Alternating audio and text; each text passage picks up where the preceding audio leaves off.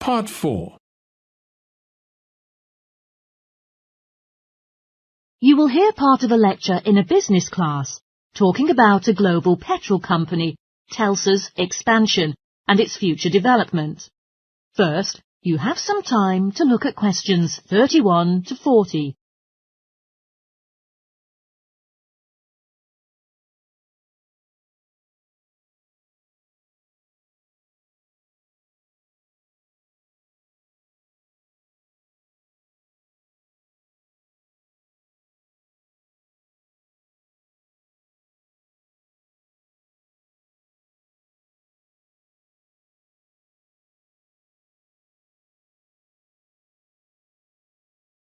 Now listen carefully and answer questions 31 to 40. Welcome, ladies and gentlemen, to the second lecture in our series on chain stores in the UK. Today, I'll be focusing on a very successful global petrol company called Telsa, paying particular attention to their expansion and future development. There will be time for questions at the end, so please refrain from interrupting during the talk.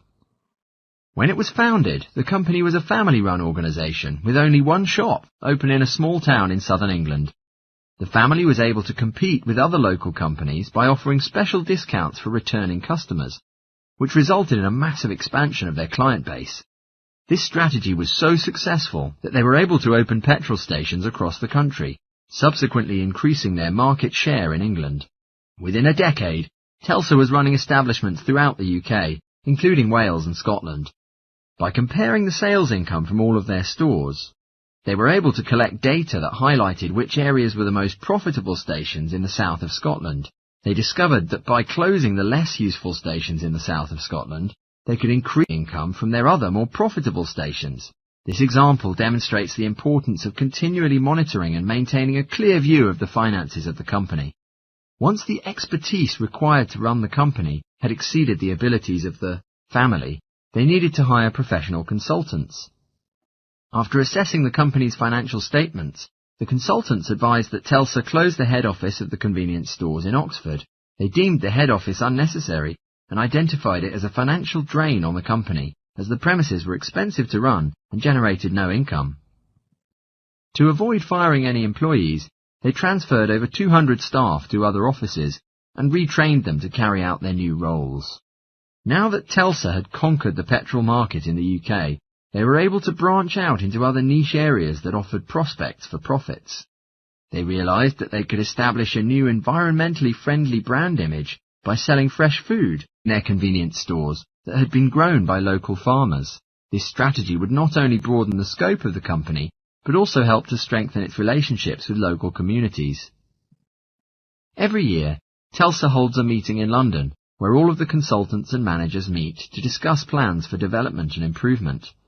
These meetings are essential to the evolution of the company, as feedback is heard from all levels of the organisation, from the sales staff to the CEOs.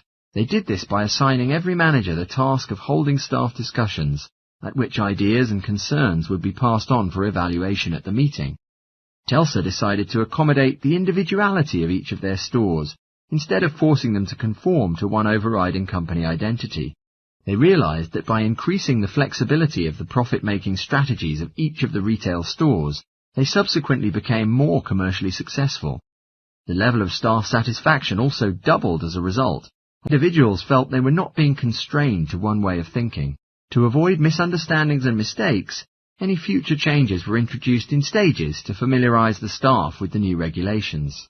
Now, it's time to conclude the lecture for today, so I will leave you with some food for thought before you go. To run a successful business, one cannot underestimate the importance of maintaining open-mindedness when deciding on strategies for expansion. Sometimes it's necessary to employ an independent consultant who can offer an objective and unbiased view on the running of your company.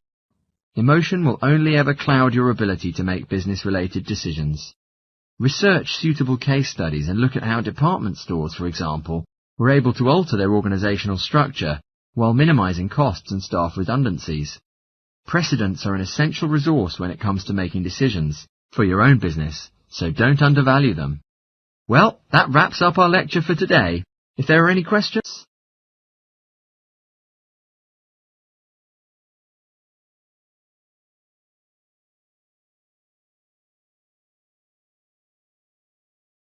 That is the end of part 4.